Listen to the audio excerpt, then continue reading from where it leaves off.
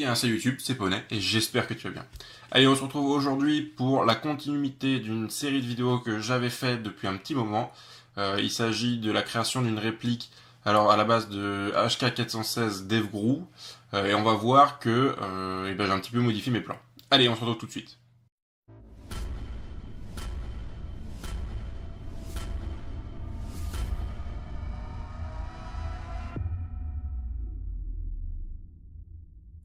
Bon alors comme je te le disais juste avant, le HK416D ce n'est pas un projet abandonné, par contre il a été complètement modifié, c'est-à-dire que alors que je cherchais un corps pour cette réplique, je suis tombé sur la page Elite Airsoft, donc un magasin que je remercie énormément, et en voulant acheter ce corps de réplique, ils ont eu beaucoup de retard au moment de la livraison, et du coup un énorme geste commercial de la part du magasin, qui, pour le prix d'achat du corps, m'a fourni une réplique entière, donc un HK416 D de la marque Classic Army. Donc énormément merci pour ça, un très très grand merci à toi Tom. Voilà, tu sais pas que j'allais faire une vidéo dessus. Eh bien, je t'en remercie là-dessus, si ça peut t'aider un petit peu. C'est une super shop qui est à Oulin, donc dans la banlieue lyonnaise, mais qui a bien évidemment un shop en ligne si vous recherchez quelque chose. Dernier mot sur le HK416, du coup je n'ai pas voulu faire la vidéo dessus parce que vu que c'était une réplique d'une seule marque, je n'avais pas une grande efficacité dans ce que je voulais vraiment montrer qu'on pouvait faire une seule réplique avec plein de pièces de marques différentes, à tantinet qu'on ait des ajustements pas trop dégueulasses. Voilà. Dernière chose, je vous parle de mon Instagram. J'ai ouvert il y a peu un Instagram auquel je suis beaucoup plus actif que le Facebook et même que YouTube. Je poste régulièrement des photos. Voilà, c'est l'occasion pour vous de communiquer avec moi si vous voulez. Simplement parce qu'il y a beaucoup de projets sur lesquels j'ai travaillé ou je travaille qui ne sont pas suffisamment grands pour faire une seule vidéo, et du coup c'est peut-être plus facile pour vous d'avoir différents projets, que ce soit de la gravure ou quoi que ce soit. Je mets directement les photos sur Instagram. Si vous avez des questions, n'hésitez pas à les voir sur mon Instagram. Voilà, on va passer maintenant au descriptif des différentes pièces qui vont composer cette nouvelle réplique. Donc on va retrouver, ici c'est une crosse ICS type UKSR, donc c'est une crosse type sniper, donc de la marque ICS. On va retrouver ici un garde-main, donc je n'ai pas le nombre de pouces exact de mémoire, je dirais que c'est du 14 pouces, mais je vous mettrai ça dans la description exactement. Donc de la marque GEP, je sais pas si on le voit bien, voilà, c'est assez long. Ce qui vient de tomber, ça va être que le canon externe. Donc là on a un canon externe, pareil je vous mettrai également le nombre de pouces qu'il fait, de la marque VFC, qui est un canon de M4 classique, avec lequel ici j'ai une rallonge de canon de la marque Bolt qui me rajoute 3 pouces, un casse-flamme qui n'a pas de marque. On va retrouver une gearbox ici ATM, alors elle n'est pas en full ATM, elle a plusieurs pièces de marques différentes, SHS, VFC, etc. On va pas plus la démonter, pour le montage et le démontage de la gearbox et du canon block up. Je vous renvoie sur les deux premières vidéos, hein. Elles sont assez longues et elles montrent comment surtout monter le block up avec le canon et la gearbox. On parlait du block up du canon, il s'agit ici d'un block up ATM avec un canon pour réplique, donc un ancien canon d'origine de la marque GEP. On va retrouver ici une poignée pistolet de la marque GEG avec son moteur high torque GEG, un tube de crosse qui n'a pas de marque. On va retrouver un lower là-bas, ici, de la marque, un upper de la marque GP, donc qui naît de la même réplique, avec, j'en parlerai ici, un carry handle de la marque Element, et puis voilà, des pièces un petit peu de droite et gauche. Donc on va voir un sacré mix, un sacré custom. On va voir comment est-ce que ça va s'organiser. Allez, première étape, on va essayer de s'occuper de rentrer la gearbox dans le lower. Allez, voilà de ce qu'on aura besoin pour rentrer déjà dans un premier temps la gearbox dans le lower. Et avant toute chose, on va s'assurer que le lower et le upper, vu que ce sont deux marques complètement différentes, eh bien ça s'emboîte bien. C'est-à-dire que ici, un peu compliqué avec la caméra, le trou soit bien libre et que ici, il n'y ait pas de jeu. Voilà. Donc là, on voit qu'on a deux pièces qui vont bien. C'est pas le cas sur toutes les répliques, hein. Chaque réplique, enfin chaque marque a ses ajustements différents.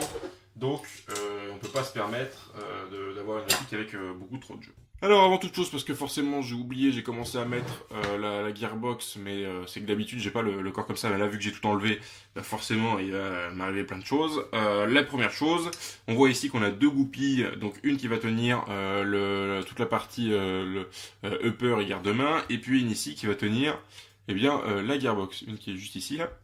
Donc on va la placer. Pour la placer, eh bien c'est simple, elle se place de l'autre côté. On voit ici une petite déformation, un petit fraisage qui est fait pour accueillir la tête de la vis. On va venir la placer et alors là, on a ce petit système. Si vous le verrez bien. Voilà. Ce système, ça va permettre de retenir la goupille. Donc il se place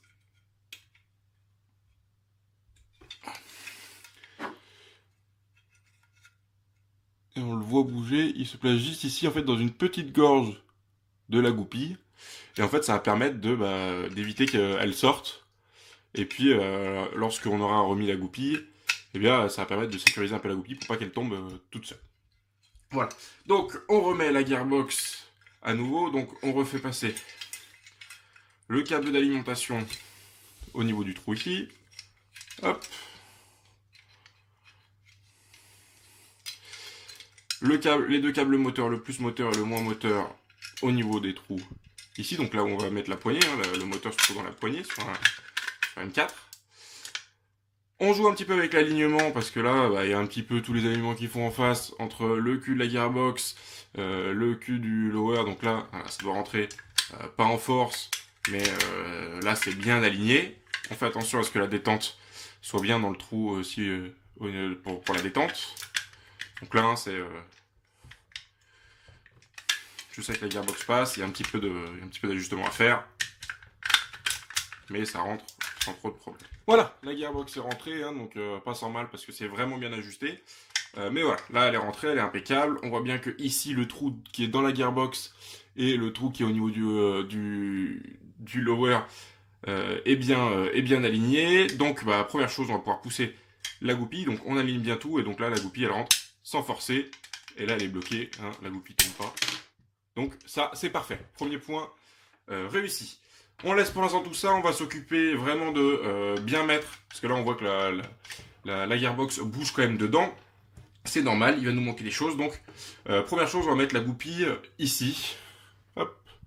C'est pas fou, c'est pas bien, là ici il y a un trou, normalement on voit à travers. Ici donc là on va mettre une goupille qui traverse, donc cette goupille c'est celle-ci. Il y a un petit crantage sur le haut. Donc hop, on le met, le crantage au niveau de l'extérieur, et donc là on va appuyer, et donc là avec un petit chasse-goupille on va pouvoir y faire rentrer, sinon ça rentre avec un petit marteau, ou sinon voilà ça rentre, si l'ajustement est bien fait, ça rentre comme ça nickel, et là ça sort plus, et là la gearbox déjà bouge beaucoup moins. On va finaliser parce qu'il y a quelque chose d'autre qui tient la gearbox. Il y a ici le Mag Catch, ce qui va nous permettre de pouvoir mettre et enlever le chargeur, le bouton d'éjection du chargeur. Et donc lui, il est composé de 3 pièces. On a ce qui va venir, le petit crochet qui va venir nous retenir le chargeur dans le lower. On a ici le bouton qui va nous permettre d'appuyer et en fait de pousser cette pièce. Et puis on a un petit ressort qui va nous donner le retour du bouton. Donc hop, dans la réplique, ça nous donne quelque chose comme ceci. Voilà. Et donc pour l'installation, on met la pièce ici là. Donc on voit qu'ici il y a un trou qui correspond en fait à un passage dans la gearbox. Donc on vient passer le Mag Catch comme ceci. Donc là, je sais pas si on va voir, on voit un tout petit peu. J'ai un problème d'éclairage, dommage. On voit un tout petit peu une pièce orange. En fait, voilà, ça va venir passer dedans. Ça va venir encore attacher la gearbox au corps. On vient passer cette pièce. On met ensuite le ressort au niveau du tube qui va en sortir. Et puis le crochet de chargeur, le bouton. On vient le mettre ici. Donc là, Ici, c'est un modèle qui est vissé. Donc, il y a une toute petite vis qui vient faire la jonction entre ces deux pièces. Il faut savoir que sur certaines marques, c'est simplement, il y a déjà un pas de vis qui est au niveau du Mac Catch et un pas de vis qui est au niveau du bouton d'éjection. Et en fait, il faut appuyer sur le bouton d'éjection et faire tourner le Mac Catch d'un côté. Donc là, on voit qu'avec le ressort, eh bien, on a bien un bouton qui nous permet d'appuyer et qui, de l'autre côté, fait sortir, on le voit ici, hein, fait sortir. Et donc ça va nous permettre, si j'avais un chargeur, je pourrais vous montrer. Voilà, donc là, je mets le chargeur, et donc là, ça tient, et pour l'enlever, on a bien appuyé sur le bouton. Donc là, déjà, bon point, on a le chargeur qui tient, et la gearbox qui tient dans le lower. Ça, déjà, c'est un très bon point. La suite, maintenant, eh bien, on va s'occuper de la poignée et du moteur, comme ça, on va s'assurer que la gearbox fonctionne bien. Donc, au niveau de la poignée moteur, on va mettre ça sur le côté, on mettra la suite, hein, tout ça, un petit peu après. Au niveau de la poignée moteur, donc on a une poignée, hop, attention j'ai la visserie qui est dedans, donc la poignée elle se distingue comme ça.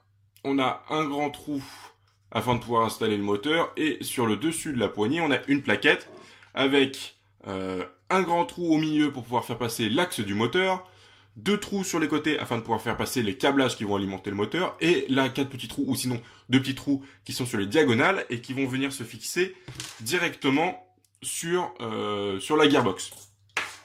Donc il va nous falloir 2 petites vis. Donc moi que je vais faire celle-là et celle-là, c'est des vis de récup, elles sont pas parfaitement pareilles, mais qui vont venir se visser directement sur la gearbox. Donc entre la poignée et la gearbox, en fait elles vont faire tenir, c'est ces 2 vis qui vont faire tenir la poignée à la gearbox. Et puis 2 vis, donc ça on est au niveau du cul de poignée. Voilà, ici en fait ça vient comme ça. Donc là on a le réglage du serrage moteur. Et donc cette plaque moteur, elle va tenir avec 2 petites vis qui vont venir directement se mettre ici.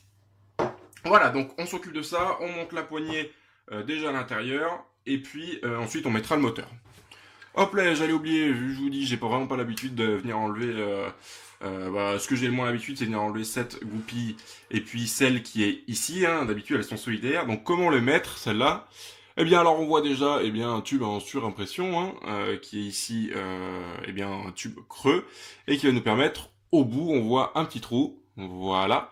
Et pareil, sur ce tube, on a un petit trou ici.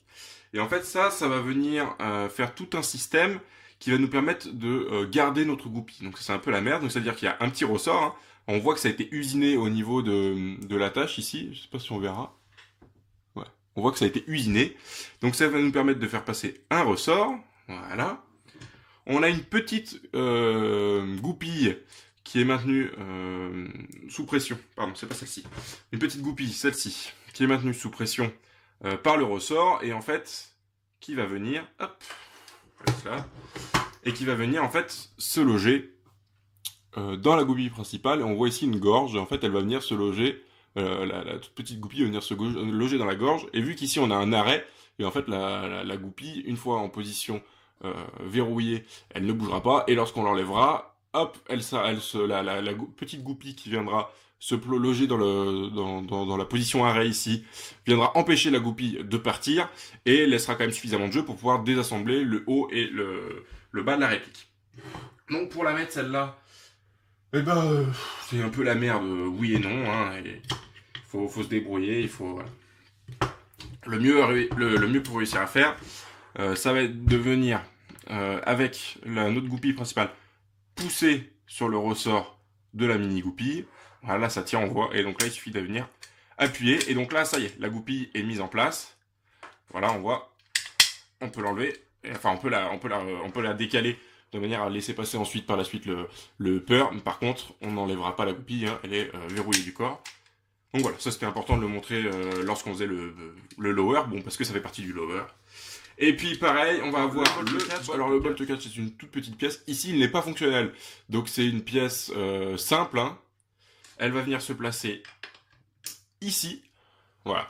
Elle va venir se placer ici, et donc là c'est pareil, c'est un tout petit morceau en métal percé et avec le corps qui est également percé, on le voit ici. Et donc voilà, c'est une simple goupille qui va venir tenir cette place. Donc la goupille, bon voilà, elle n'a pas de sens, hein. On la met d'un côté, on joue un petit peu avec le volcage histoire que ça rentre pile dans le trou. Et puis une fois que c'est mis, hop, on vient verrouiller. Et vu que la goupille est également marquée, eh bien c'est une pièce qui va tenir. Donc voilà. Elle, bon bah elle reste comme ça. Elle va pas bouger plus que ça. Et puis voilà, elle fera pas de bruit. De toute façon, elle est pas efficace, pas effective. C'est simplement un côté décoratif. Allez, on rattaque le moteur. C'est parti. Alors moi, vu que j'ai des vis qui traînent un petit peu de partout, je vais déjà dans un premier temps m'assurer qu'elles rentrent bien dans les gearbox, elles rentrent bien dans le pas de vis de la gearbox. Donc là, celle-là, c'est bon.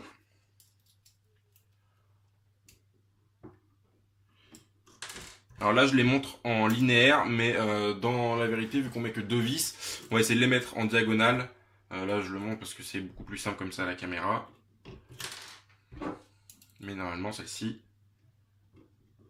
elle y rentre aussi, donc voilà. Là au moins on sait qu'on aura au moins la poignée attachée à la gearbox qui va finaliser de maintenir la gearbox correctement dans le corps. Et il faut savoir que plus la gearbox a du jeu, plus vous risquez d'avoir des chutes de FPS, des pertes de FPS, des problèmes d'étanchéité, parce que le nozzle sera pas parfaitement au même endroit avec le bloc op-up. Donc vraiment s'assurer que toute la gearbox tienne bien dans le corps. Donc pour faire passer ça, là c'est un petit peu la méthode un petit peu derrière les fagots pour les avoir. Parce que le plus souvent, quand on met une vis, elle tombe. Donc, bon, on va essayer. Hein. Voilà, avec la caméra, ça va être vraiment compliqué. Voilà, moi je mets la vis comme ça. Hop. Je la fais ressortir de ce côté. Et puis, je la maintiens avec mon doigt, le temps de récupérer une autre vis. Ça, je dois avouer que c'est pas le truc préféré à faire quand tu montes et démontes une gearbox. C'est vraiment un peu les trucs de merde. Donc, je vous laisse quand j'ai fixé la gearbox au corps. Voilà, donc c'est bon, les deux vis sont mises. Donc là, on voit que la poignée moteur ne bouge plus du tout. Et aussi bien si l'axe tout à l'heure, il bougeait un petit peu tout seul, il n'y avait pas besoin de force. Maintenant, que vraiment tout est bien mis, là, c'est impossible. Donc, on regarde si en sécurité, on a bien de la sécurité, donc là, c'est bon. Et si en semi, on peut retirer, là, il n'y a pas de problème, en semi et en auto, on va pouvoir tirer. Donc là, c'est impeccable. Allez, on s'occupe de mettre le moteur et puis on attaque la suite. Donc pour mettre le moteur, on a ici les deux câbles. On a souvent un câble rouge qui est beaucoup plus long qu'un câble noir. Donc là, on va pouvoir le voir au niveau de la taille. Ça s'explique par le fait que les deux câbles vont passer du même côté. Alors je sais pas pourquoi est-ce qu'ils ont foutu ça. Moi, c'était comme ça sur mes premières répliques et du coup, je fais tout le temps comme ça maintenant. Alors, on va prendre... Hop, la poignée comme ça. On va considérer que ce côté ici, c'est la droite, ce côté ici, c'est la gauche, ça, c'est le bas, et ça, de ce côté, c'est le haut. D'accord ? Donc, le câble noir, il sort du trou qui est le plus en haut. Et donc, on va le mettre en haut à droite. Donc, on va venir le plaquer ici. Moi, j'aime bien le plaquer sur la droite de la petite tubulure ici qui vient venir accueillir la vis. On va venir le plaquer à droite, comme ceci. Et le câble rouge, donc lui qui sort par le bas, on va venir le plaquer en haut à gauche. Mais attention quand on va venir le plaquer. Alors j'ai trouvé une petite lampe pour essayer de vous montrer à l'intérieur. Je sais pas si on y verra. On y voit. Tout au milieu, on voit le gros trou qui va nous permettre de passer le moteur. Alors, le câble ne doit jamais passer devant. Il faut qu'il passe sur la gauche de ce trou. Donc on va venir le plaquer au fond et venir le faire remonter sur, en fait, ici, là, sur le côté, juste à côté de cette petite tubulure qui vient prendre la vis. Allez, donc on s'en occupe. On va venir le plaquer, et puis, voilà, vu que ça reste des câbles, on va pouvoir le plaquer ici, et là, normalement, il n'y a rien qui passe devant. Là, c'est parfait. On va maintenir les câbles comme ceci, et on va venir prendre le moteur. Sur le moteur, on voit ici une indication plus. Des fois, c'est simplement des pattes qui sont en rouge. Ça va indiquer le rouge. Donc, le plus, on va le mettre sur la droite. Donc ici, là, la petite patte qui est censée être rouge ou avec un plus qui est inscrit ou quoi que ce soit, il va être sur la droite. On installe le moteur et là, normalement, il doit pouvoir rentrer et sortir librement. C'est parfait. Là, maintenant, on va venir brancher les câbles. Donc, on a directement sur le moteur. Donc là, j'en ai un autre. Voilà, ça va m'éviter de ressortir ici, j'en ai un deuxième. On a Donc ici, hop, on a un plus qui est indiqué ici. Donc on l'a dit, on le met sur la droite et en fait, on va venir connecter les câbles avec cette petite lame en métal et elle va venir être branchée sur ces connectiques là. En fait, la lame va rentrer pile dans ces connectiques. Donc, comment est-ce qu'on va faire? On va prendre le câble noir, donc qui est sur la droite, on rappelle, la droite de cette tubulure, et on va venir le plaquer et donc, le fixer juste ici sur la lame qui est en fait ici.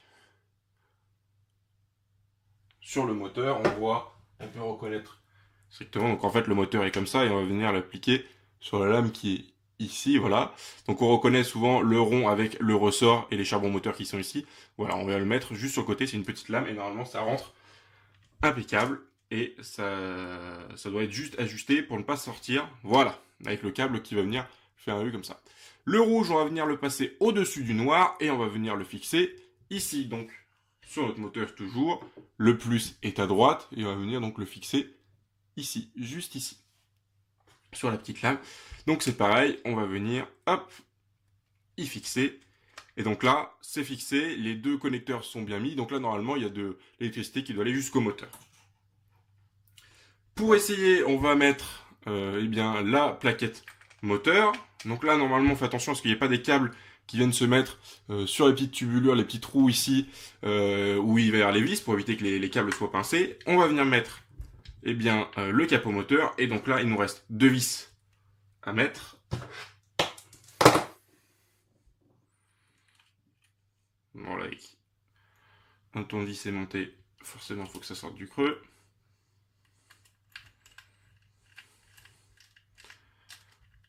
Alors, pas besoin de serrer comme un malade, hein, ça tient, il n'y a pas beaucoup de force qui va en bouger. On peut se permettre de serrer quand même pour éviter que ça bouge de trop ou qu'avec les vibrations. Là, c'est pas une réplique blowback, donc il ne doit pas y avoir trop de vibrations.